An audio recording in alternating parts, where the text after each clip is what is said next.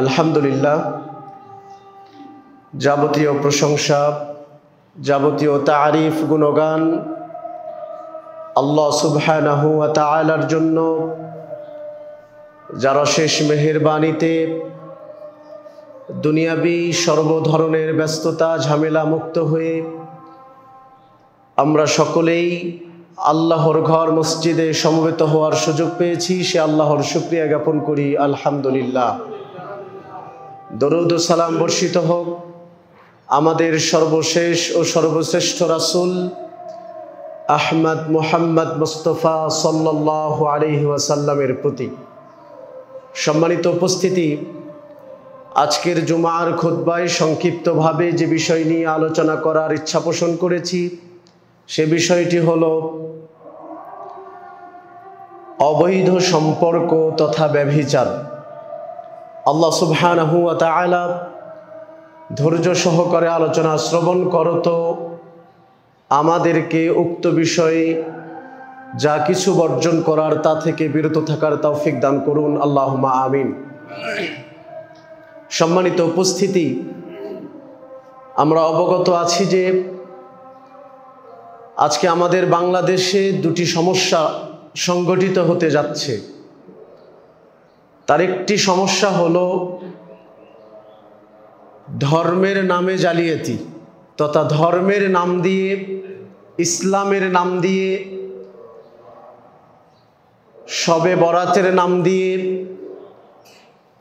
রাতের বেলা সুন্নাহ মনে করে কিছু ইবাদত বন্দিগি করে আগামীকালকের দিনটাকে সিয়ামের জন্য নির্ধারিত করে নেওয়া, এটি এক সমস্যা। আরও একটি সমস্যা হলো আজকে 2025 সালের ফেব্রুয়ারি মাসের 14 তারিখ তথা আধুনিকায়নের নামে আমাদের দেশসহ বিশ্বের বহু রাষ্ট্রে ভ্যালেন্টাইন ডে তথা ভালোবাসা দিবস উদযাপিত হচ্ছে, পালিত হচ্ছে। বর্তমানে তথ্য প্রযুক্তির আধুনিকায়নের সময়ে, বিজ্ঞান ও স্যাটেলাইটের যুগে সমকামিতা বলেন, জিনা ব্যভিচার বলেন, অবৈধ সম্পর্ক বলেন, এগুলো এতটাই সস্তা এবং সহজলভ্য হয়েছে যে এই অবৈধ সম্পর্কটি একটি মারাদুন আযীম তথা মহারোগে আমাদের মধ্যে পরিচিতি লাভ করেছে এবং এমন মহামারী রূপে এই রোগটি ছড়িয়ে পড়েছে যে আমাদের দেশের তরুণ তরুণী, যুবক যুবতী, কিশোর কিশোরী, বিবাহিত অবিবাহিত, এমনকি বৃদ্ধ বৃদ্ধারা পর্যন্ত অবৈধ সম্পর্কের মধ্যে জড়িত আছে, লিপ্ত আছে, এই রোগে অসুস্থ হয়ে আছে। সম্মানিত উপস্থিতি, আল্লাহ রাব্বুল আলামিনের এই দুনিয়াতে আধুনিকতার নাম দিয়ে যা কিছু চলছে, যা কিছু সংগঠিত হচ্ছে, তার অধিকাংশই ইসলামের সাথে সাংঘর্ষিক।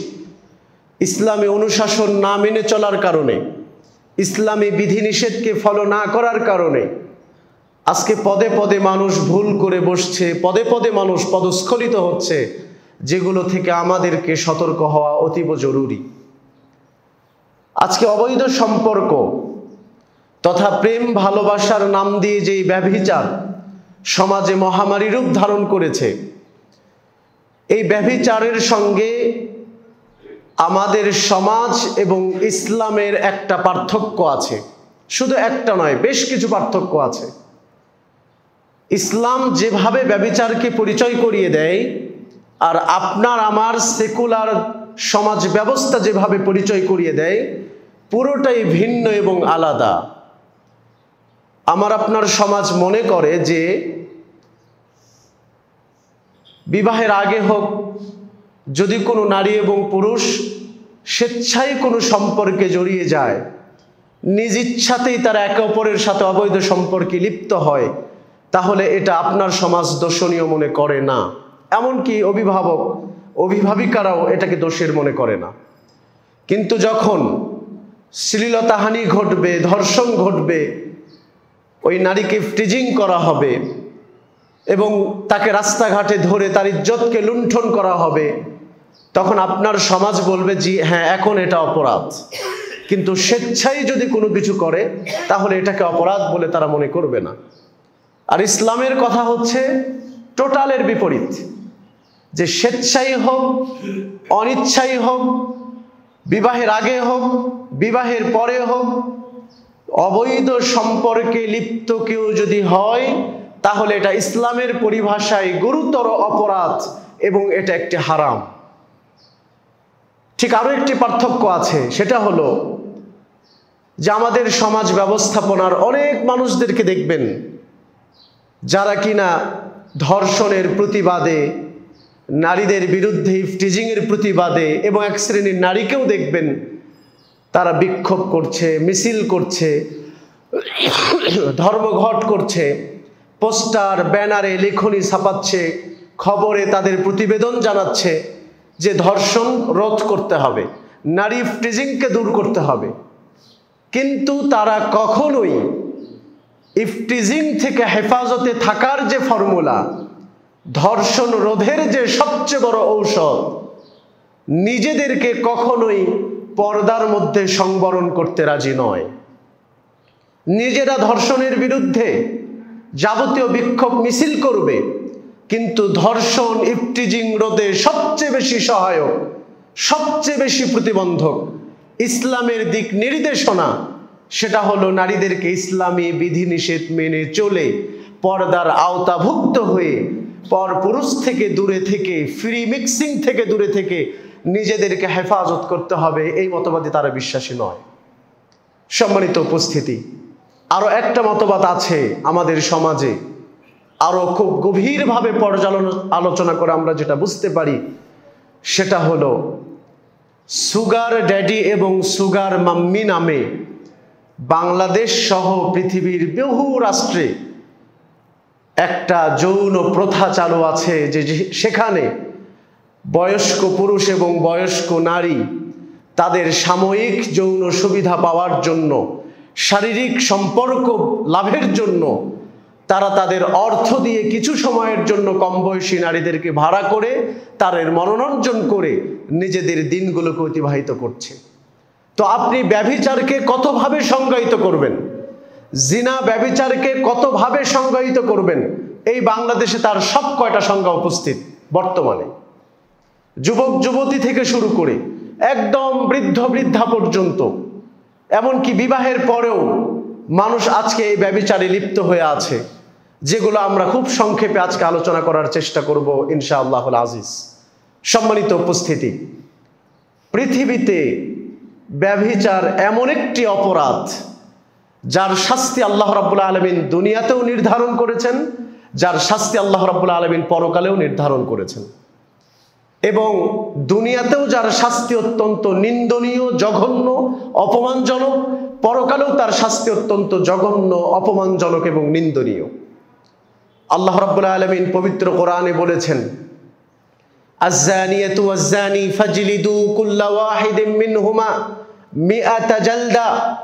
ব্যভিচারী পুরুষ, ব্যভিচারিণী নারী, এদের উভয়কেই তোমরা বেত্রাঘাত করো, আঘাত করো, প্রহার করো।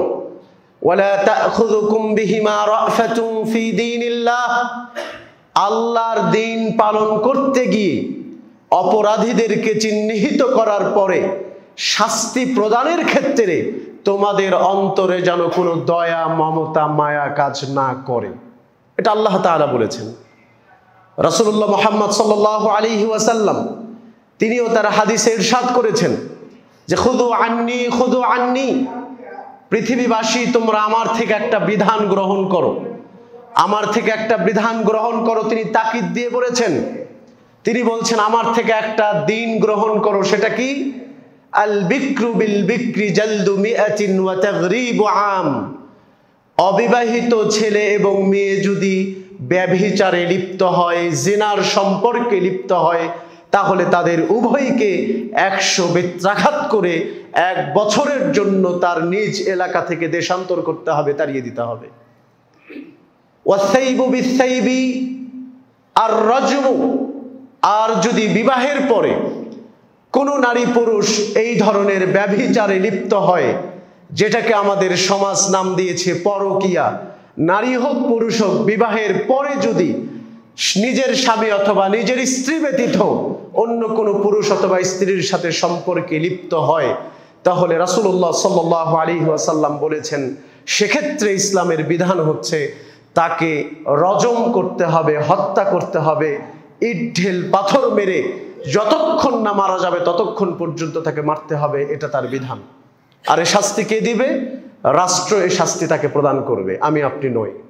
সম্মানিত উপস্থিতি, তার মানে আমাদের সমাজে প্রতিটা স্তরে, প্রতিটা রন্ধে রন্ধে পরকীয়ার যে গন্ধ আমরা পাই, পরকীয়ার যে সুঘ্রাণ আমরা পাচ্ছি, বহু মানুষ বিবাহ বহির্ভূত সম্পর্কে লিপ্ত আছে বিবাহের পরেও, যেগুলোকে আমরা কখনো কল্পনা করতে পারি না।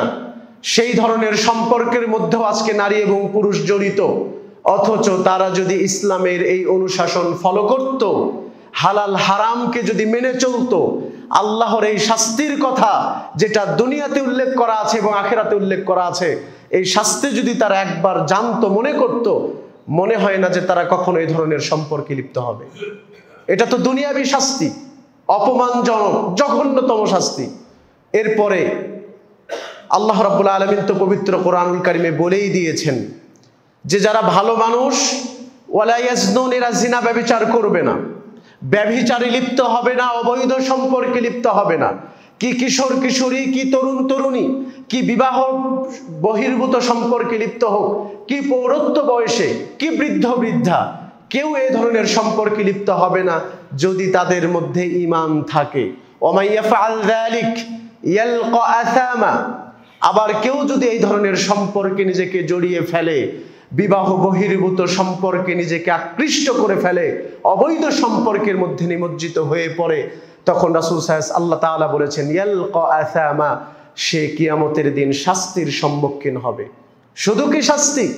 ইউদাআফ লাহুল আযাবু ইয়াওমাল কিয়ামাহ, আল্লাহ রাব্বুল আলামিন কিয়ামতের দিন তার শাস্তিকে আরো দ্বিগুণ থেকে দ্বিগুণ করে দিবেন। ওয়া ইয়াখলুদ ফীহি মুহানা, এবং জাহান্নামে চিরস্থায়ীভাবে থাকার জন্য একটা জায়গা, একটা বাসস্থান আল্লাহ রাব্বুল আলামিন তার জন্য প্রস্তুত করে দিবেন। নাউযু বিল্লাহ।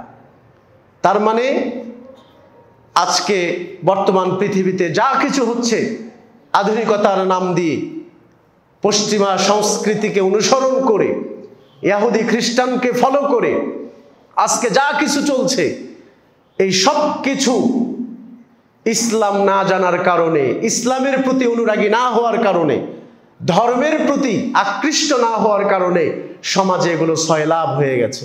সম্মানিত উপস্থিতি, যে কারণে বিশ্বনবী মুহাম্মদ সাল্লাল্লাহু আলাইহি ওয়াসাল্লাম আজ থেকে নিয়ে 1450 বছর আগে বলেছিলেন ওয়ালাউ জামা আমরাআতাহুম বিত-তরিক লাফআলতুমু, এমন একটা সময় পৃথিবীতে চলে আসবে, এমন একটা মুহূর্ত পৃথিবীতে চলে আসবে, ইহুদি খ্রিস্টান তারা যেই কাজগুলো বৈধ মনে করে রাস্তায় করে, স্ত্রীদের সাথে সহবাসে রাস্তায় লিপ্ত হয়, আমার উম্মতের একদল মানুষ তারাও নিজেদের লজ্জা শরম সম্ভ্রমকে ভুলে গিয়ে, আত্মমর্যাদা আত্মসম্মান বোধকে ভুলে গিয়ে, নিজেদের মান সম্মানকে লুণ্ঠিত করে, নিজেদের পুরুষত্বকে বিসর্জন দিয়ে তারাও সেই ইহুদি খ্রিস্টানদের বৈধ মনে করা কাজগুলো নিজেদের স্ত্রীর সাথে রাস্তায় সহবাসে লিপ্ত হবে। সম্মানিত উপস্থিতি, তাহলে এই হাদিসের বাস্তব প্রতিক্রিয়া আমরা আজকে সমাজে দেখতে পাচ্ছি। যার শাস্তি দুনিয়াতে, অবিবাহিত হলে তাকে 100 বেত্রাঘাত করে সমাজ থেকে 1 বছরের জন্য দেশান্তর করতে হবে, আর যদি বিবাহের পরে হয়, পরকীয়া হয়, তাহলে তাকে ইট ঢেল পাথর নিক্ষেপ করে মেরে ফেলতে হবে, হত্যা করতে হবে। এটা হচ্ছে ইসলামের বিধান। সম্মানিত উপস্থিতি, রাসূলুল্লাহ সাল্লাল্লাহু আলাইহি ওয়াসাল্লাম এই মর্মে আরো বলেছেন। আয়েশা রাদিয়াল্লাহু তাআলা আনহা থেকে হাদিসটি বর্ণিত, তিনি বলেন রাসূলুল্লাহ সাল্লাল্লাহু আলাইহি ওয়াসাল্লাম বলেছেন লা ইয়াহিল্লু দামু মরিইন মুসলিমিন ইয়াশহাদু আল্লা ইলাহা ইল্লাল্লাহ ওয়া আন্না মুহাম্মাদান রাসূলুল্লাহ, কোন মানুষ যদি আশহাদু আল্লা ইলাহা ইল্লাল্লাহ ওয়া আন্না মুহাম্মাদান রাসূলুল্লাহ, এই কালেমা দুটি পড়ে তাহলে তার রক্ত আর বৈধ নয়। কোনো মুসলিম যদি, কোনো মানুষ যদি এই কালেমা পড়ে তাহলে সে মুসলিম, তাহলে তার রক্ত আপনার জন্য বৈধ নয়। আপনি তার রক্ত নিতে পারেন না, তাকে হত্যা করতে পারেন না, আপনি তাকে অন্যায়ভাবে রক্তপাত ঘটাতে পারেন না। তখন রাসূলুল্লাহ সাল্লাল্লাহু আলাইহি সাল্লাম বলেছেন ইল্লা বিইহদা সালাস, তবে 3 শ্রেণীর মানুষ আছে যারা কালেমা পড়ে মুসলিম হলেও রাষ্ট্র তাদেরকে হত্যা করবে, হত্যা করতে পারে, হত্যা করা বৈধ। কালেমা পড়ার পরেও, ইসলাম গ্রহণ করার পরেও রাষ্ট্র তাকে শাস্তি দিতে পারে হত্যা। 3 শ্রেণীর মানুষকে, তার 1 নম্বর হচ্ছে রাজুলুন জানা বা'দা ইহসানিন, কোনো নারী এবং পুরুষ, কোনো ব্যক্তি যদি বিবাহের পরে অবৈধ সম্পর্কে লিপ্ত হয়, পরকীয়ার সম্পর্কে লিপ্ত হয়, তাহলে ইসলামের নির্দেশনা হচ্ছে তাকে রজম করতে হবে, ফাইন্নাহু ইউরজামু, তাকে হত্যা করে ফেলতে হবে। অরাজুলুন খরাজা মুহারিবাল লিল্লাহ, কোনো মানুষ যদি ধর্ম ত্যাগ করে, আল্লাহ এবং তার রাসূলের বিরুদ্ধাচরণ করে, ইসলামের হালালকে হারাম বলে, হারামকে হালাল মনে করে, ইসলাম এবং রাসূল সাল্লাল্লাহু আলাইহি সাল্লাম বলছে, তাহলে তার জন্য 3টা শাস্তি বরাদ্দ থাকবে। রাষ্ট্র চাইলে যে কোনো একটা তাকে দিতে পারে।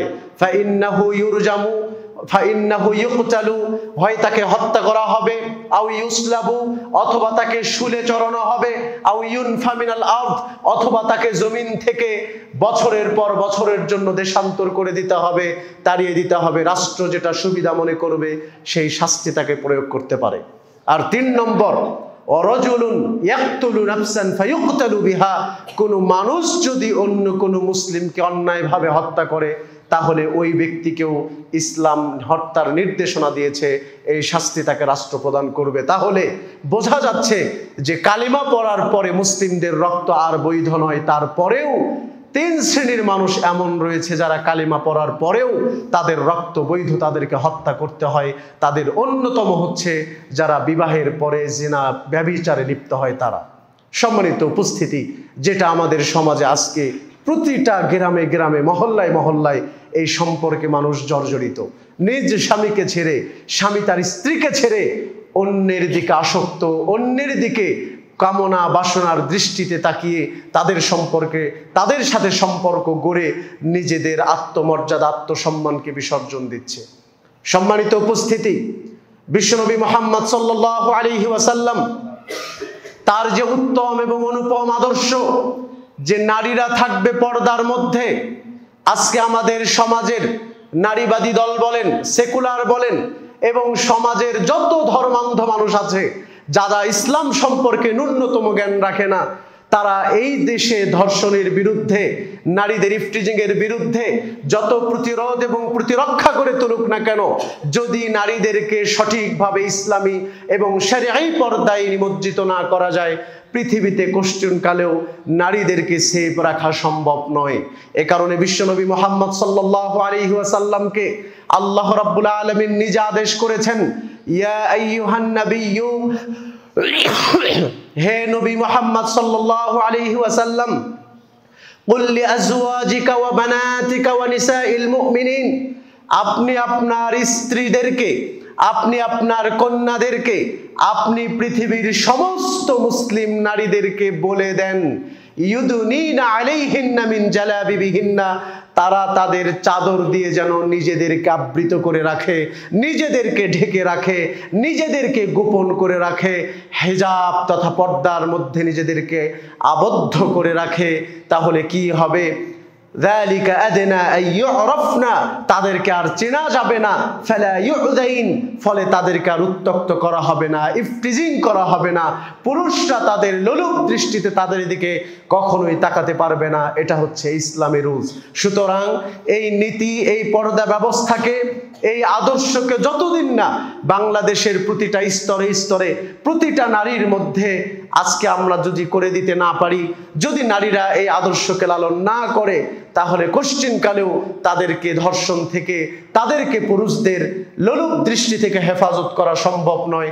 যতই তারা প্রতিরোধ করুক, বিক্ষোভ করুক, যতই তারা সমাবেশ করুক, সংবাদে প্রতিবেদন দেখ না কেন, এখান থেকে ফিরিয়ে নিয়ে আসা সম্ভব নয়। সুতরাং আজকের সমাজ ব্যবস্থাপনার পুরো উল্টো হচ্ছে ইসলামী আদর্শ, ইসলামী নীতি। সুতরাং সমাজ ব্যবস্থার নীতিকে ফেলে দিয়ে ইসলামী আদর্শকে আমাদেরকে তুলে ধরতে হবে, মেলে ধরতে হবে সবার সামনে, যাতে করে সবাই এটাকে খুব সহজভাবে গ্রহণ করতে পারে। আল্লাহ আমাদেরকে সেই তৌফিক দান করুন, আল্লাহুম্মা আমিন।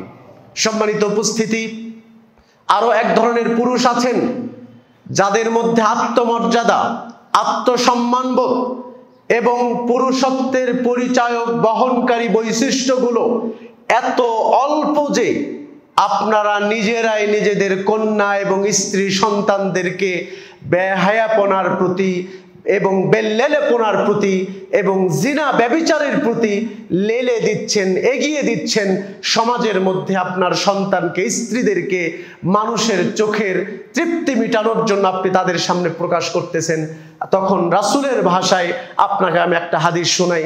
বিশ্বনবী মুহাম্মদ সাল্লাল্লাহু আলাইহি ওয়াসাল্লাম বলেছেন, সালাসাতুন, তিন শ্রেণীর মানুষ, কদ হারামাল্লাহু আলাইহিমুল জান্নাহ, যাদের উপরে আল্লাহ তাআলা জান্নাতকে হারাম করেছেন। তিন শ্রেণীর মানুষ যাদের উপরে আল্লাহ রাব্বুল আলামিন জান্নাতকে নিষিদ্ধ করেছেন, হারাম করেছেন। তাদের এক শ্রেণীর মানুষ হচ্ছে মুদমিনুল খামরি, যারা নেশাদার দ্রব্য সেবন করছে। দ্বিতীয় নম্বর আল আক্কু, যারা পিতামাতার অবাধ্য হচ্ছে। তৃতীয় নম্বর হচ্ছে ওয়াদ-দায়ুস আল্লাযী ইউকিররু ফি আহলিহিল খাবাসা, ওই ব্যক্তি, ওই দায়ুস ব্যক্তি যে তার পরিবারের মধ্যে বেহায়াই সুযোগ দান করে, বেপরদার সুযোগ দান করে। স্ত্রী সন্তান রাস্তাঘাটে যেভাবে ইচ্ছা চলাফেরা করছে, যা ইচ্ছা তাই করছে, বন্ধুদের সঙ্গে অশ্লীল সম্পর্কে লিপ্ত আছে, এটা জানার পরেও তার মধ্যে পুরুষত্ব বোধ কাজ করে না, তার মধ্যে পিতার যে পিতৃত্ব এটা কখনো কাজ করে না, তার মধ্যে স্বামীর যে আত্মমর্যাদা, পুরুষের যে আত্মমর্যাদা এটা কখনো কাজ করে না। এরাই হচ্ছে দায়ুস। মূলত দায়ুস শব্দটি এসেছে আরবি আর দিয়াসা শব্দ থেকে। দিয়াসা শব্দের অর্থ হচ্ছে চর্বি। যেই চর্বিটা শুকুরের মধ্যে থাকে, যেই চর্বি আল্লাহর হারাম প্রাণী, আল্লাহ যেই প্রাণীকে হারাম বলেছেন, সবচেয়ে ইতর বলে পৃথিবীতে পরিচিত শুকর, সেই শুকরের চর্বিকে বলা হয় দিয়াসা। আর আজকে আমাদের আপনাদের বৈশিষ্ট্য এবং আত্মমর্যাদা শুকরের চেয়েও নিচে নেমে গেছে। শুকর এত অথর্ব প্রাণী যে একটা শুকর আর একটা শুকরের পেছন থেকে তাদের মল মূত্র চেটে পুটে খাবে, তাদের ইতস্তবোধ হবে না। শুকর এতটা নিকৃষ্ট প্রাণী। ইবনে হাজম রাহিমাহুল্লাহ তিনি বলেছেন, কোনো মানুষ যদি লাগাতার 15, 16, 20 বছর শুকরের গোশত সেবন করে, তাহলে শুকরের যেমন আত্মমর্যাদা থাকে না, ওই ব্যক্তির শরীরে রক্তে রক্তে শুকরের গোশতের গন্ধ পৌঁছতে পৌঁছতে এমন হয়ে যাবে সেই ব্যক্তির মধ্যে কোনো আত্মমর্যাদা থাকবে না। এটার নাম হলো শুকুর। তো রাসূলুল্লাহ সাল্লাল্লাহু আলাইহি ওয়াসাল্লাম এই দায়ুস শব্দটা ব্যবহার করেছেন ওই পুরুষের ক্ষেত্রে যেই পুরুষ তার পরিবারে বেহায়াই সুযোগ দান করে, বেপরদার সুযোগ দান করে, স্ত্রী কন্যাকে বেপরদায় রেখেছে, জিনা ব্যভিচারের জন্য সহজ করে দিয়েছে রাস্তাটা। এই সমস্ত পুরুষকে আল্লাহ রাব্বুল আলামিন শুকুরের মতো আত্মমর্যাদাহীন, শুকুরের মতো গায়রাতহীন একটা প্রাণীর সাথে তুলনা করেছেন। সুতরাং তাদের উপরে জান্নাত হারাম।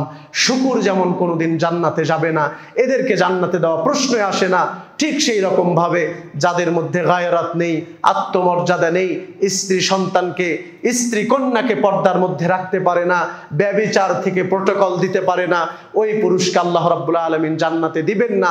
একে দায়ুস বলে সাব্যস্ত করা আছে। সম্মানিত উপস্থিতি, সুতরাং এই পৃথিবীতে যদি আপনি নারীদেরকে সেই সুযোগগুলো দান করেন, ফ্রি মিক্সিংয়ের সুযোগ, তারাও আমাদের মতো করে চলাফেরা করবে, তারা মদ বারে যাবে, মদ সেবন করবে, রাস্তাঘাটে ওপেন চলাফেরা করবে, বন্ধু বান্ধবদের সাথে রাতের পর রাত চলাফেরা করবে, দিনের পর দিন ঘোরাফেরা করবে, মেলা মদিনায় তারা যাবে, গিয়ে আপনার কাছে তাদের কোনো কৈফিয়ত দিতে হবে না। এমন পরিস্থিতিতে সারা পৃথিবীতে বিরাজ করতেছে নারীদের অবস্থা। এভাবে যদি চলতে থাকে তাহলে এই পৃথিবীতে নারীদের কোনোদিনও সম্মান রক্ষা করা সম্ভব হবে না। সম্মানিত উপস্থিতি, এ কারণে বাবা হিসাবে, ভাই হিসাবে আপনাদেরকেও যে আত্মসম্মান বোধ নিতে হবে, নারী হিসাবে, মহিলা মানুষ হিসাবে তাদেরকেও সে আত্মসম্মান বোধ, সেই গায়রত, সেই নারীত্ব ভাব তাদের মধ্যে থাকতে হবে, যাতে করে কোনো পুরুষ তাদেরকে দৃষ্টি দেওয়া তো দূরের কথা, তাদের ছায়া পর্যন্ত না দেখতে পারে। আল্লাহ রাব্বুল আলামিন আমাদেরকে সেই হিদায়াতের পথে পরিচালিত করুন, আল্লাহুম্মা আমিন। সম্মানিত উপস্থিতি, বিশ্বনবী মুহাম্মদ সাল্লাল্লাহু আলাইহি ওয়াসাল্লাম তিনি বলেছেন যে আসমানে দরজাসমূহ খুলে দেওয়া হয় যখন রাতের শেষ তৃতীয়াংশ হয়। রাত যখন একদম শেষের দিকে চলে আসে তখন আসমানের দরজাসমূহ খুলে দেওয়া হয়। ওয়ানাদা মুনাদিন, আসমান থেকে ঘোষকরা ঘোষণা দিতে থাকে, হাল মিন দাইন ফায়ুস্তাজাবা লাহু, কোন আহ্বানকারী আছে তার আহ্বানকে কবুল করা হবে। ওয়া হাল মিন সাইলিন ফায়ুতা, কোন প্রার্থী আছে কিছু চায় তার চাওয়া পূরণ করা হবে। ওয়া হাল মিন মাকরুবিন ফায়ুফাররাজু আন, কোন বিপদে সংকটে পতিত ব্যক্তি আছে কি আল্লাহর কাছে যদি চায় তাহলে তার সংকটকে দূর করা হবে। এরপর আল্লাহর নবী সাল্লাল্লাহু আলাইহি ওয়াসাল্লাম বলেছেন, ফালা ইয়াবকা মুসলিমুন ইয়াদউ বিদাওয়াতিন ইল্লা ইস্তাজাবাল্লাহু আযজা ওয়া জাল, এইভাবে পৃথিবীর যে কোনো মুসলিম, যে পজিশনের মুসলিম হোক না কেন, আল্লাহর কাছে যা চাইবে আল্লাহ রাব্বুল আলামিন তার দোয়াকে কবুল করবেন। একথা বিশ্বনবী মুহাম্মদ সাল্লাল্লাহু আলাইহি ওয়াসাল্লাম বলেছেন। এরপরে তিনি বলছেন, ইল্লা জানিয়াতান তাবগী বিফরজিহা, কিন্তু পৃথিবীতে আল্লাহ রাব্বুল আলামিন সবার দোয়া কবুল করলেও ওই মহিলার দোয়া কবুল করে না, ওই নারীর দোয়া কবুল করে না। তাবগী বিফরজিহা, যেই মহিলা পতিতাবৃত্তি করে, জিনা ব্যভিচারে লিপ্ত হয়, অবৈধ সম্পর্কে লিপ্ত হয়, সেটা ছোট বয়সে হোক বড় বয়সে হোক, যে সম্পর্কে লিপ্ত হোক না কেন, অবৈধ সম্পর্কের মধ্যে নিজেকে জড়িত করলে আল্লাহ রাব্বুল আলামিনের কাছে সে যদি দোয়া করে, শেষ রাত্রিতে উঠে আল্লাহ তাআলা তার দোয়াকে ফিরিয়ে দেন, তার উপরে এই দোয়াকে কবুল করা হয় না। তার মানে দোয়াকে কবুল করাতে হলে, আল্লাহ রাব্বুল আলামিনের সাথে সম্পর্ককে মজবুত করতে হলে, যা দোয়া করবেন সেটাই কবুল হতে হবে, এই ধরনের মন মানসিকতা রাখতে হলে অবশ্যই আপনার ইজ্জত, আপনার আব্রু, আপনার সম্ভ্রম, আপনার সতীত্বকে হেফাজত করতে হবে, রক্ষা করতে হবে। হে আমাদের মা বোনের, আপনাদেরকেই আহ্বান জানাচ্ছি, আপনারা সেই সতীত্বকে, যেই সতীত্ব আল্লাহ আপনাদেরকে দান করেছেন, সেই সতীত্ব, সেই সম্ভ্রমকে আপনি বিক্রি করে দিবেন না, এইটাকে হেফাজত করুন, তবে না আল্লাহ তাআলা আপনার দোয়াকে কবুল করবেন। এরপরে রাসূলুল্লাহ সাল্লাল্লাহু আলাইহি ওয়াসাল্লাম আরো বলেছেন যে আমি একদিন ঘুমিয়েছিলাম, আতানি রাজুলান, দুইজন ব্যক্তি আমার কাছে আসলো, ফাআখাযা বিযাবঈ, আমার হাত ধরলো, ফাআতাইনা, আমাকে এক জায়গায় নিয়ে আসলো, ফাইযা আনা বিকওমিন আশাদ্দু শাইইন ইনতিফাখান, এমন এক জায়গায় নিয়ে আসা হলো, ওই জায়গায় একটা সমাজ, একটা গোত্র আছে, যেই গোত্র থেকে খুবই দুর্গন্ধ বের হচ্ছে, কাআন্না রিহাহুমুল মারাহিস, মনে হচ্ছে যেন এটা গণ শৌচাগার, মনে হচ্ছে যেন এটা পাবলিক টয়লেট, এখানে সব মানুষ পায়খানা প্রস্রাব করে, সেখানে যেমন দুর্গন্ধ বের হয় এই জায়গা থেকে তেমন দুর্গন্ধ বের হচ্ছে। আমি বুঝতে না পেরে ওই দুই লোককে জিজ্ঞেস করলাম, মান হাউলাই, ফেরেশতারা এরা কারা, কি অবস্থা এদের, এদের শরীর থেকে, এদের এই সমাজ থেকে কেন এত দুর্গন্ধ বের হচ্ছে? তখন রাসূলুল্লাহ সাল্লাল্লাহু আলাইহি সাল্লামকে বলা হলো, হাউলাই জানুনা ওয়াজ জাওয়ানি, এরা হচ্ছে আপনার উম্মতের মধ্যে ইসলামী অনুশাসন না মানা কিছু যুবক এবং যুবতী, যারা বিবাহের পরে হোক বিবাহের আগে হোক অবৈধ সম্পর্কের মধ্যে লিপ্ত ছিল, ব্যভিচারে লিপ্ত ছিল, আধুনিকতার নামে, প্রেমের নামে, ভালোবাসার নামে অবৈধ সম্পর্কের মধ্যে তারা লিপ্ত ছিল। আজকে এদের এই সমাজ থেকে, গোষ্ঠী থেকে এই দুর্গন্ধ বের হচ্ছে যেটা আপনি পাচ্ছেন। তার মানে এদের কিয়ামতের মাঠের অবস্থা হবে অত্যন্ত ভয়াবহ, অত্যন্ত করুণ এবং কঠিন। পাবলিক টয়লেট থেকে যেমন গন্ধ ছড়ে, এদের এক একজনের শরীর থেকে তেমন দুর্গন্ধ ছুড়বে যারা এই ধরনের সম্পর্কের মধ্যে লিপ্ত আছে। এবং হাদিসে এটাও এসেছে, সামুরা বিন জুনদুব রাদিয়াল্লাহু আনহু বলেছেন, রাসূলুল্লাহ সাল্লাল্লাহু আলাইহি ওয়াসাল্লামের একটা চিরচারিত অভ্যাস ছিল, ফজরের সালাতের পরে তিনি আমাদের দিকে মুখ করে বসতেন। তিনি আমাদেরকে জিজ্ঞাসা করতেন, কেউ কোনো স্বপ্ন দেখেছো কিনা? স্বপ্ন যদি দেখে থাকতাম তাহলে আমরা মুহাম্মদ সাল্লাল্লাহু আলাইহি ওয়াসাল্লামকে বলতাম, তিনি তার ব্যাখ্যা করে দিতেন। তো একদিন কি ঘটলো, আমরা কোনো স্বপ্ন দেখিনি, তখন তিনি আমাদেরকে বললেন, আজকে রাতে আমি একটা স্বপ্ন দেখেছি। সেটা হলো দুইজন ব্যক্তি আমাকে এসে এমন এক জায়গায় নিয়ে গেল, হাত্তা আতাইনা ইলা সাকবিম মিসলিত তান্নুর, তন্দুর চুলার মতো একটা চুলার নিকটে আমাকে নিয়ে যাওয়া হলো। তন্দুর চুলার যেমন গর্ত, ওই রকম গর্তের কাছে আমাকে নিয়ে যাওয়া হলো। নিয়ে যাওয়ার পরে আমি দেখলাম আ'লাহু দাইয়িকুন, ওই চুলার ওপরের দিকটা মুখটা একটু সংকীর্ণ, ওয়া আসফালাহু ওয়াসিউন, আর নিচের দিকটা খুবই প্রশস্ত। নিচে প্রশস্ত, ওপরে সংকীর্ণ। ঠিক তন্দুরের চুলা যেমন আপনারা দেখেছেন, ঠিক ওই রকম একটা গর্তের কাছে আমাকে নিয়ে যাওয়া হলো। দেখলাম সেখানে তাতাওয়াক্কাদু তাহতাহু নার, ওই চুলার ওই গর্তের নিচ থেকে আগুন প্রজ্বলিত হচ্ছে। আগুন দেখতে পেলাম আমি। ফাইদা ইরতাফাআত, যখন ওই আগুনটা ধাউ ধাউ করে জ্বলে উপরে উঠছে, ইরতাফাউ, ওই আগুনের মধ্যে থাকা যুবক এবং যুবতী তারাও দেখে আগুনের সাথে উপরে উঠতেছে। ওয়াইদা খামাদাত, যখন আগুন নিচের দিকে যাচ্ছে, ওই সমস্ত মানুষদেরকেও দেখছি তারাও নিচের দিকে নেমে যাচ্ছে, বের হতে পারছে না। আগুন উপরের দিকে উঠলে তারাও উপরে উঠতেছে, নিচের দিকে নামলে তারাও নিচের দিকে যাচ্ছে। যেহেতু উপরের মুখটা সংকীর্ণ, কেউ ভেতর থেকে বের হতে পারছে না। আমি দেখলাম ওই ভিতরে এমন কিছু যুবক এবং যুবতী, ওরাতুন, যারা উলঙ্গ অবস্থায় একে অপরে ওই আগুনের মধ্যে পুড়ছে, ধাঁধা করে জ্বলছে। আমি জিজ্ঞেস করলাম, এই যে ফেরেশতারা, এই সমস্ত লোকটা কে? তাদেরকে কেন এই শাস্তি দেওয়া হচ্ছে? তখন আমাকে বলা হলো, এরা হচ্ছে আপনার উম্মতের ওই সমস্ত মানুষ যারা তাদের খাহিশি পূরণের জন্য, যারা তাদের তৃপ্তি মেটানোর জন্য বিবাহ বহির্ভূত সম্পর্কে, অবৈধ সম্পর্কে লিপ্ত হয়। এরা হচ্ছে সেই পুরুষ এবং সেই নারী যাদেরকে উলঙ্গ করে সমন্বিতভাবে, সম্মিলিতভাবে তন্দুর চুলার মধ্যে, আগুনের মধ্যে পোড়া হচ্ছে, পুড়ে ছাই করে দেওয়া হচ্ছে। সম্মানিত উপস্থিতি, তার মানে বিষয়টা আজকে যতটা সহজ, এর শাস্তি কিন্তু কিয়ামতের মাঠে ততটাই ভয়াবহ এবং ততটাই কঠিন। আমি আপনাকে যদি এই দেশের কথা একটু বোঝাতে যাই, বর্তমান বাংলাদেশে যেটা প্রথমে বললাম, যে সুগার ড্যাডি এবং সুগার মাম্মি নামে কিছু পুরুষ এবং কিছু মহিলা আছে যারা তাদের জীবনের অধিকাংশ সময়গুলো ব্যয় করেছে দুনিয়াবী স্বার্থে, শুধুমাত্র টাকা পয়সার পেছনে ছুটতে ছুটতে, জৈবিক চাহিদার পেছনে ছোটে নাই, ওই ধরনের পারস্পরিক কোনো সম্পর্কে লিপ্ত হয় নাই, বিবাহের কোনো সম্পর্কে জড়িত হয় নাই। অনেক টাকা পয়সা আছে, তো তারা তাদের মনোরঞ্জনের জন্য কি করছে, বেশি টাকা দিয়ে কম বয়সী নারী, আর যদি পুরুষ হয় তাহলে নারী এবং নারী হলে পুরুষদেরকে তারা ভাড়া করে তাদের চাহিদাগুলো পূরণ করছে। এটা বর্তমানে বাংলাদেশে গবেষণায় পাওয়া গেছে, দেখা গেছে। অথচ ইসলাম আজ থেকে 1450 বছর আগে এদের ব্যাপারে সতর্ক এবং সাবধান করে দিয়ে গেছে।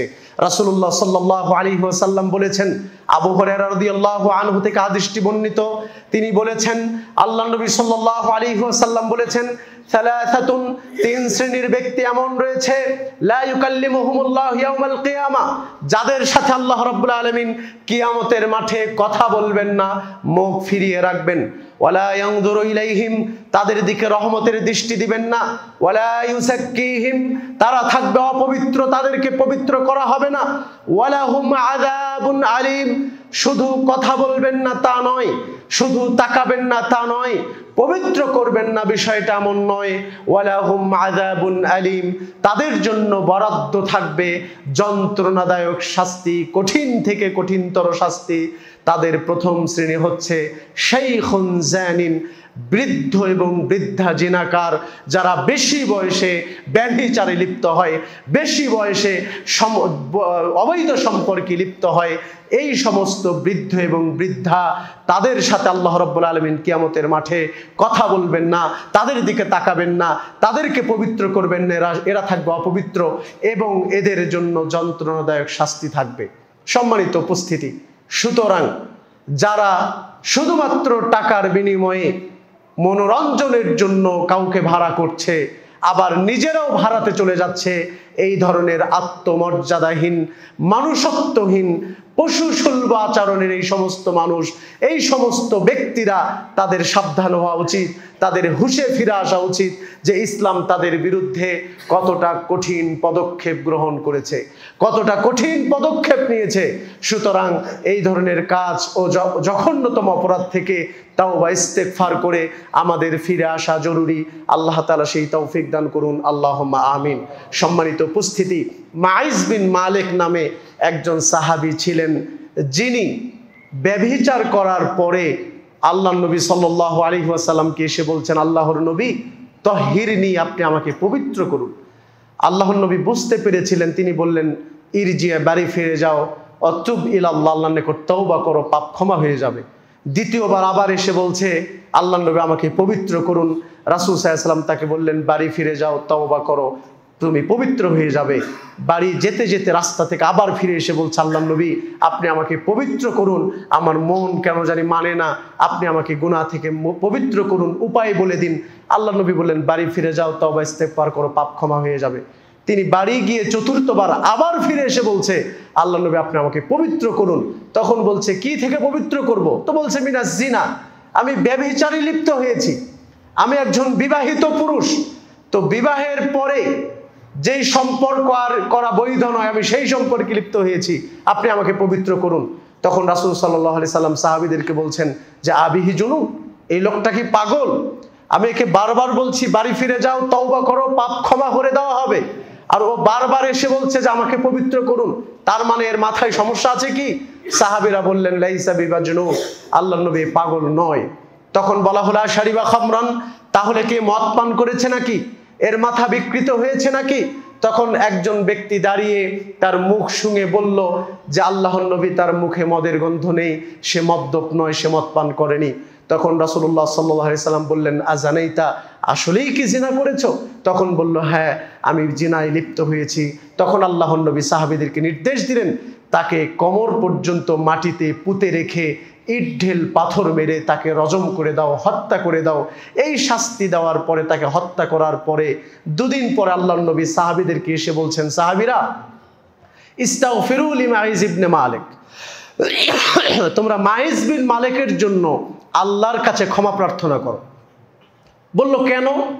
তখন বলল যে লাকাদ তাবা তাওবাতান, এই মাইজ বিন মালিক ব্যভিচারের পরে, জিনা করার পরে এতটা অনুতপ্ত হয়েছে, এতটাই আল্লাহর কাছে তওবা করেছে, ফরিয়াদ করেছে, ক্ষমা চেয়েছে যে আল্লাহ রাব্বুল আলামিন তার তওবাটাকে যদি লাউ কুসিমাত বাইনা উম্মাতিন, সারা পৃথিবীর সমস্ত উম্মতের মধ্যে ভাগ করে দেওয়া হয়, লাওয়াসিআতুহুম, সারা পৃথিবীর সমস্ত উম্মতের জন্য যথেষ্ট হয়ে যেত। সুবহানাল্লাহ, এত বেশি তওবা করেছে ব্যভিচার করার পরে, আল্লাহ তাআলা মাফও করে দিয়েছেন। কিন্তু তার মনে কাজ করেছে এই কথা যে দুনিয়াবি শাস্তি তো হত্যা, আর দুনিয়ার শাস্তির চেয়ে পরকালের শাস্তি তো অত্যন্ত কঠিন।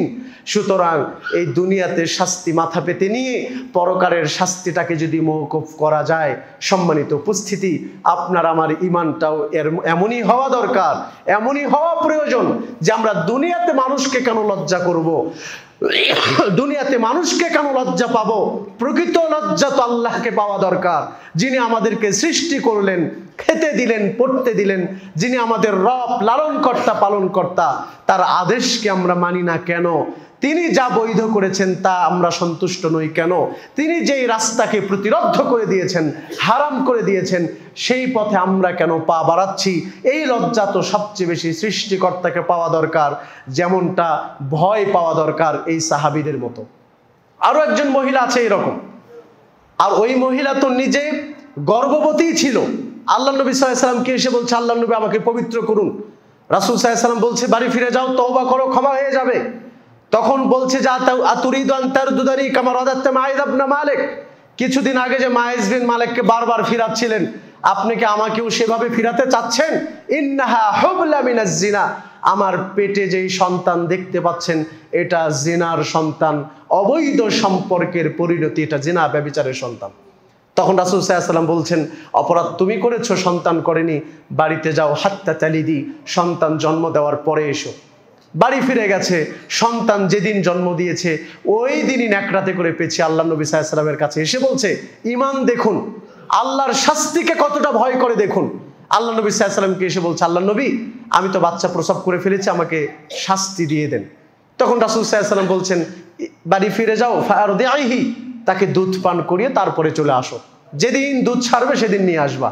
তো বাড়ি ফিরে গেছে, দুধ যেদিন ছেড়েছে, যেদিন সে খাবার খাওয়া শিখেছে, ওই দিনই ওই মহিলাটা বাচ্চাকে নিয়ে হাতে একটা রুটির টুকরা ধরে দিয়ে আল্লাহ নবী সাল্লাল্লাহু আলাইহি ওয়াসাল্লামের কাছে এসে বলছে, আল্লাহ নবী ওয়াকাদ ফাতামতুহু ওয়াকাদ আকালাত তুআম, আমার সন্তান তো খাওয়া দাওয়া শুরু করেছে, সে দুধ ছেড়ে দিয়েছে, সে এখন খাবার খেতে পারে।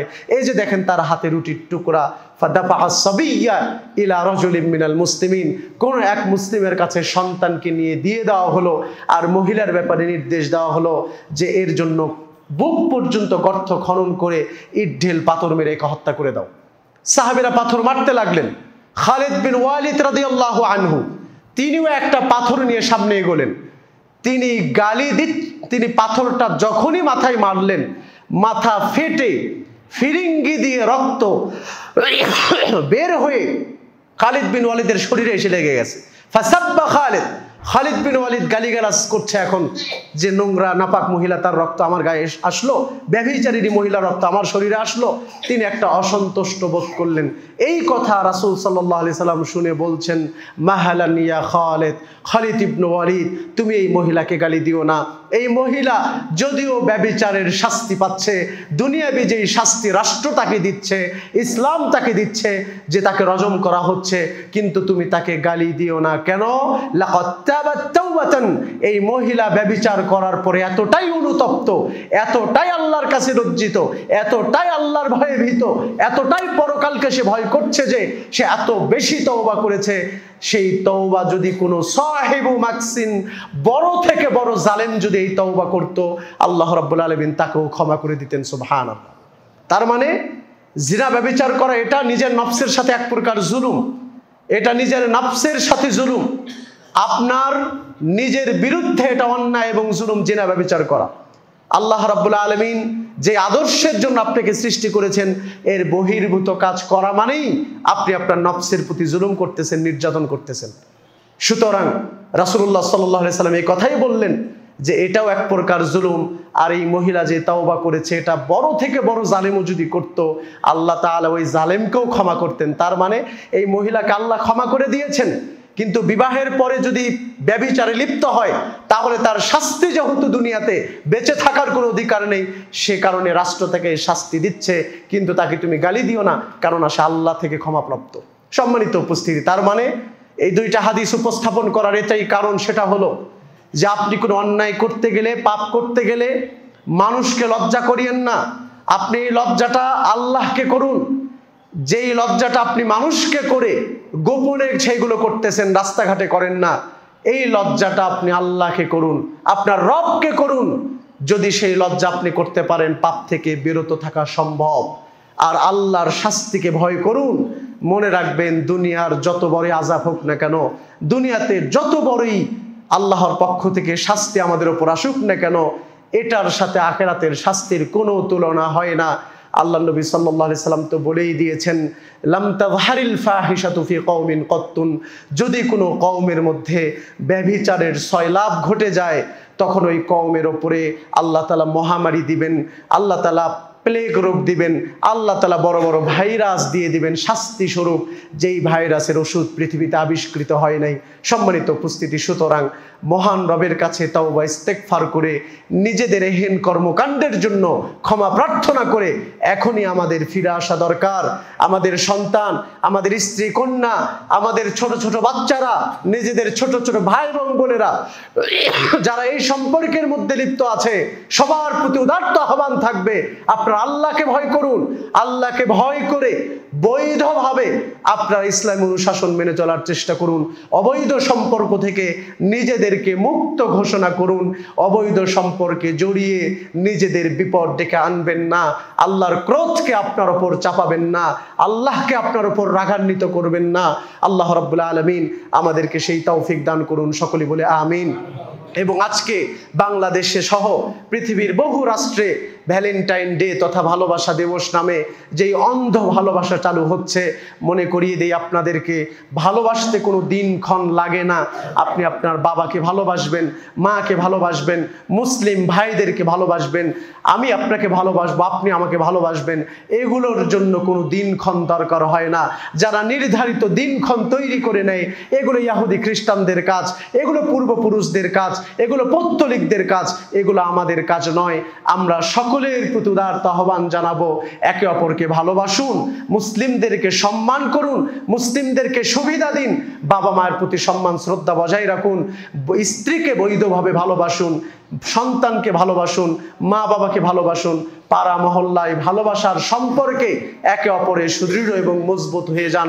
আল্লাহর রাসূল তো বলেই দিয়েছেন যে আল্লাহ তাআলা কিয়ামতের মাঠে নিজে ঘোষণা করবেন এভাবে, আইনাল মুতাহাব্বুনা বিজালালি, শুধুমাত্র আমার কারণে কারা একে অপরকে ভালোবেসেছিলে, আজকে তারা কোথায়?